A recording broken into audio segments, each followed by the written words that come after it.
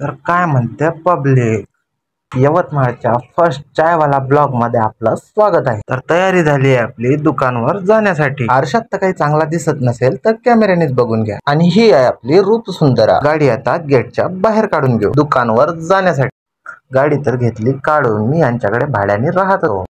तर मालकांचा आला फोन की दुकानावर गावावरून आले आहेत दादा। तर काय झालं मला माहित नाही, मला लवकर जावं लागेल दुकानावर। मग काय टाकला ना भाऊ चौथा गिअर डायरेक्ट सणाना पिरिरिरी। पण आपल्या गाडीचा काटा कमी आणि स्पीडच जास्त वाटत। पण हे काका आणि समोर चाललेली ताई माझा रस्ता अडवण्याचे भरपूर प्रयत्न करत, पण यांना कट मारून सरळ दुकानावर पोहोचलो। दुकानावर येऊन बघतो तर माझा दादा वाट बघत बसलाच होता।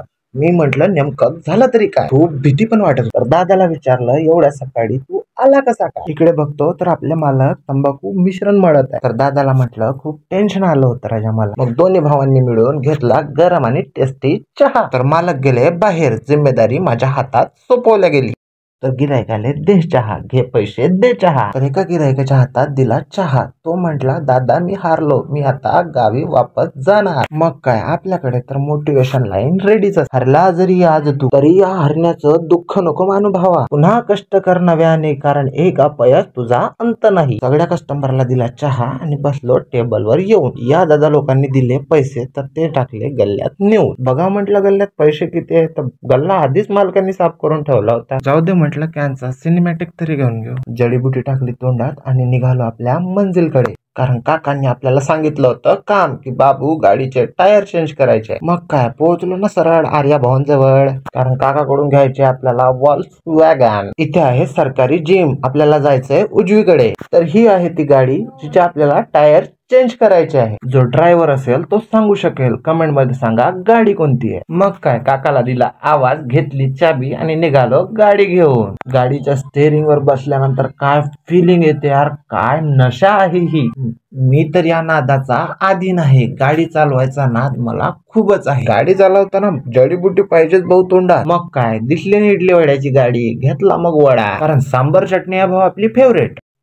वडा सांबार खाता खाता सांबार चटणी झाली खतम। सांबार चटणी झाली खतम, मग विचार केला मागू की नाही मागू, मागू की नाही मागू। मग मनातून आला आवाज, घे मागून भावा। तर दिला काकूनी सांबार चटणी। ह्याचा त्या काकू खूप छान आहे। लवकर लवकर घेतलं खाऊन, कारण आज आपल्याला काम खूप आहे जास्त। पैसे दिले आणि निघालो आपल्या गाडीकडे, कारण आपल्याला पेट्रोल पण भरायचं आणि हेच आहे ते टायर जे आपल्याला चेंज करायचे आहे। लवकर निघावं लागते आता आपल्याला पेट्रोल पंपाकडे, कारण गॅरेज वाल्याचा आलेला आहे फोन, दुकानावर आलेला आहे तो।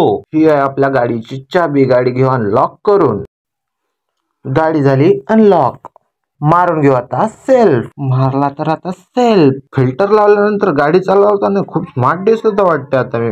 कमेंट करून सांगा बरं भावा, खोटं बोलला तरी चालते भावा, कारण मुली कमेंट पाहिजे। गिअर डायरेक्ट चौथा टाकतो आता, पाहतो गाडी समोर चालते का नाही।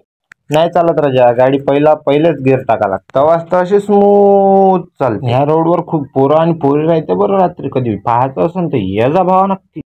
आपला टाइमपास करता करता आखरी पोहोचलो बा पंपावर। पैसे हातात घेऊन होतो तरी कोणी पेट्रोल टाकायला तयार नव्हतं यार। टाकलं पेट्रोल, निघालो। गाडी दिली नेऊन लावून, निघालो आपला थर्मस घेऊन, कारण लवकर लवकर चाय वाटून निघायचं होतं आपल्याला माहूर साठी। मेहनत करताना असा आणि माहोल करताना असा। आता तुम्हाला वाटत असेल कामधंदे सोडून हा माहूरला कशासाठी चालला, तर माहूर पासून 5 किलोमीटर समोर जायचं आहे। आणि मी माहूरला कशासाठी चाललो हे तुम्हाला समोरच्या ब्लॉग मध्ये